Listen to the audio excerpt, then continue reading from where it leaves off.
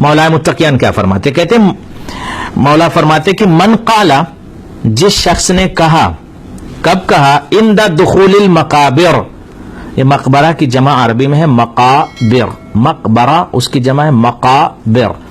اگر کوئی شخص جب مقابر میں داخل ہو رہا ہے, یعنی قبرستان میں جب جا رہا ہے, انٹرنس کے وقت, پہنچتے وقت جیسے قبرستان کے قریب پہنچا, کیا کہے مولا؟ مولا فرماتے ہیں کیا کہے, کہ بسم اللہ الرحمن الرحیم.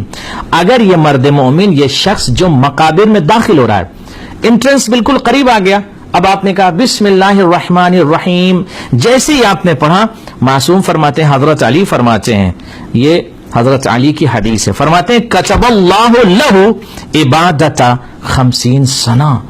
اس شخص نے صرف بسم اللہ الرحمن الرحیم کہا, مگر 50 سال کی عبادت کو اس کے اکاؤنٹ میں خدا کیا بات ہے پہنچا دیتا ہے, یعنی نوٹ کروا دیتا ہے کہ اس شخص نے 50 سال کی عبادت کی. What does it mean?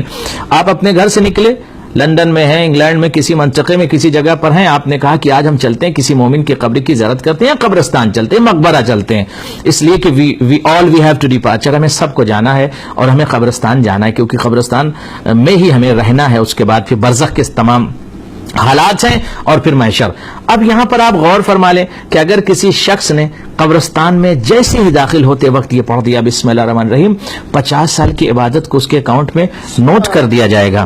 اور اس کے بعد فرماتے ہیں ومحا, محا عربی میں کہتے ہیں مٹا دینا, ومحا عنہ وعن ابیہ اللہ اکبر وامہ ذنوب 50 سنہ.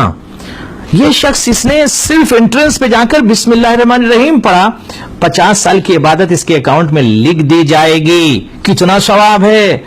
تو وی ہیو ٹو گو, ہمیں جانا چاہیے قبرستان, ہم کہاں کھوئے ہوئے.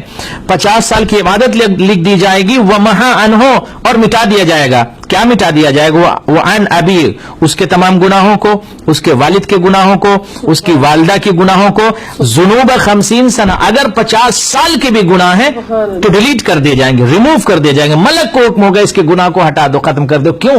وائی؟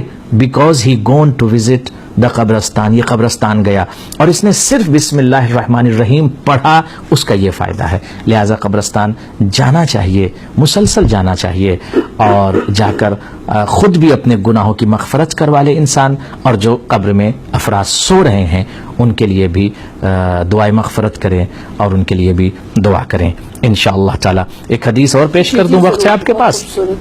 اور کریں مومنین, ناظرین, سامعین, قبرستان ہمیں جانا چاہیے.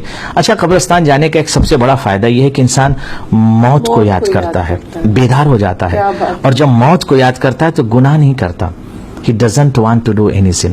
پھر اسے گناہ کرنے کی ہمت نہیں ہوتی, وہ نہیں کرتا, سوچتا یہ جہاں یہ سب سو رہے ہیں, also I have to come here, ہمیں یہاں آنا ہوگا, اور اگر ہم نہیں بھی آنا چاہیں تو ہمیں لے جایا جائے گا یہاں پر, ہمیں لوگ لے کر آئیں گے, ملک الموت ہمیں یہاں تک گھسیٹ کر لائیں گے. تو انسان موت کو یاد کرتا, پھر گناہ نہیں کرتا, کسی کو ہرٹ نہیں کرتا, کسی کو ستاتا نہیں ہے, پھر وہ بیک بائٹنگ نہیں کرتا, حسد نہیں کرتا, جیلسی نہیں کرتا. اس لیے قبرستان جانا بہت ثواب ہے. اب سنیے حدیث, غور کیجئے گا.